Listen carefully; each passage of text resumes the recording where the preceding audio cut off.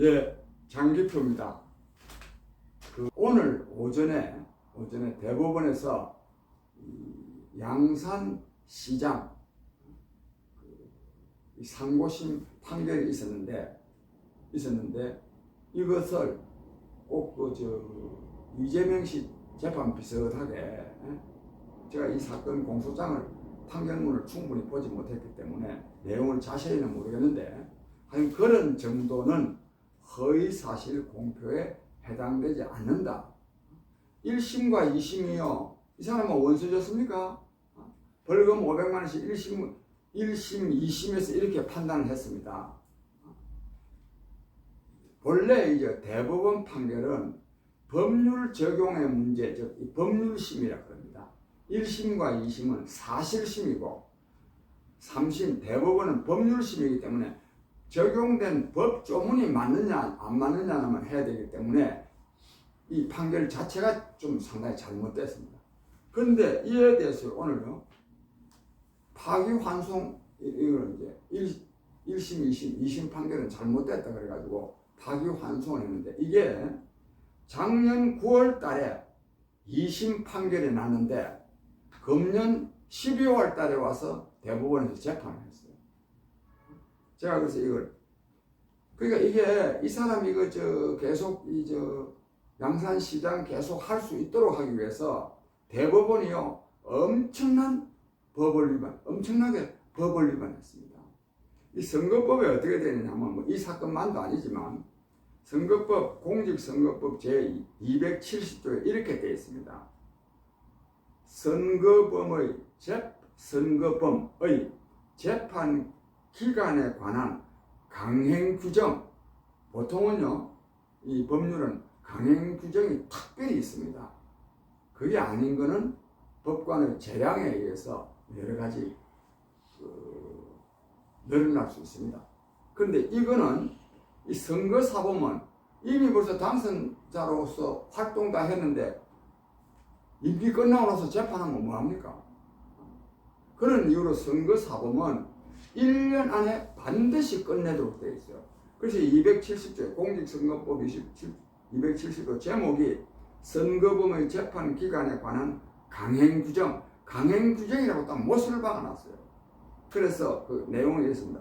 선거범과 그 공범에 관한 재판은 다른 재판에 우선하여 신속히 하여야 한다. 신속히 하여야 하며 그 판결의 선고는 제1심에서는 공소가 제기된 날로부터 6월 이내에 제2심 및 제3심에서는 전심의 판결 선고가 있은 날로부터 각각 3월 이내에 반드시 하여야 한다. 이렇게 써놨습니다. 아주 구체적으로 그냥 막연하게 1년 안에 해야 된다 이것도 아니고 1심은 반드시 6개월 안에 끝내야 되고 2심, 3심, 즉 항소심과 상고심은 각각 3개월 안에 끝내야 된다. 딱 이렇게 못 박아놨어요. 근데 이거를 법을 가장 지켜야 될 대법원이 이 사람 이런 이 엉터리 판결을 하기 위해서 작년 9월 달에 2심이 끝난 거를 1년 너무 끌어가지고 마침내 이 연말에 슬쩍 끼워 넣어가지고 이런 걸 뭐 파기라고 하면 파기 2심 판결을 무효로 하고 무효까지는 아니지만 무효로 하고 고법으로 다시 돌려보냈습니다. 그래서 이 아직도 우리 사법부가 그 정경심 재판부 같이 이렇게 용기 있는 판단을 하는 데가 있는가 하면 이분의 양산시장 선거사범 이 판결한 것처럼 정말 잘못된 판결을 하는 사람들도 있습니다. 국민 여러분, 모든 권력은 국민으로부터 나옵니다. 사법부의 권력, 행정부의 권력, 입법부의 권력, 모든 권력 국민이 깨어나야 됩니다. 그런 말씀을 하나 드리고요. 그 다음에 어제 이 신문 보도에 하면 그 5.18 특별법, 5.18 광주민주화운동과 관련한 이 특별법, 그 내용이 주로 뭐냐면 5.18 민주화운동을 부인하거나 비방하거나 왜곡하거나 날조하거나 이와 관련해 허위 사실을 유포할 경우 징역 5년 이하 5천만 원 이하 벌금에 처한다. 이런 내용인데 이건 이렇게 하면 안 된다는 것을 호남 시민들이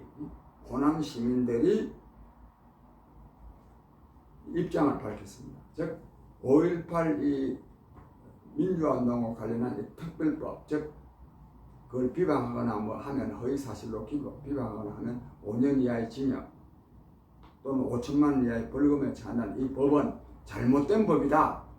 이런 입장을 밝히는 성명을 어제 발표했습니다. 참이 옳은 말입니다. 옳은 말. 왜 옳은 말이냐면 5.18 특별법은 얼핏 생각하면 5.18 민주화운동을 비방하는 것을 처벌하는 거니까 5.18 민주화운동의 뜻을 기리기 위한 것 같이 보일 수도 있지만 전혀 그게 아닙니다. 이거는 5.18 특별법은요 5.18 민주화운동의 의의를 굉장히 깔아먹는 법입니다. 이게 도대체 이런 법을 왜 만듭니까? 또 만들려면 우리 사회에요 뭐 좀 의미 있는 그 역사적 사실들이 뭐 5.18만 있습니까?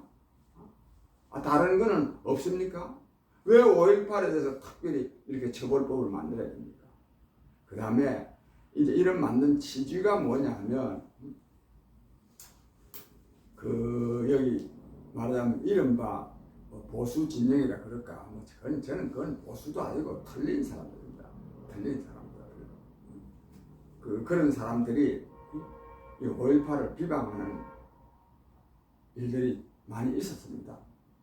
예를 들자면 5.18은 북한군 특수부대 뭐 500명 이렇게 했다가 뭐 어떤 데는 뭐 600명 하던데 그 사람들이 내려와 가지고 오히려 시민들한테 총격을 가해가지고 시민들이 분노하도록 만들었다.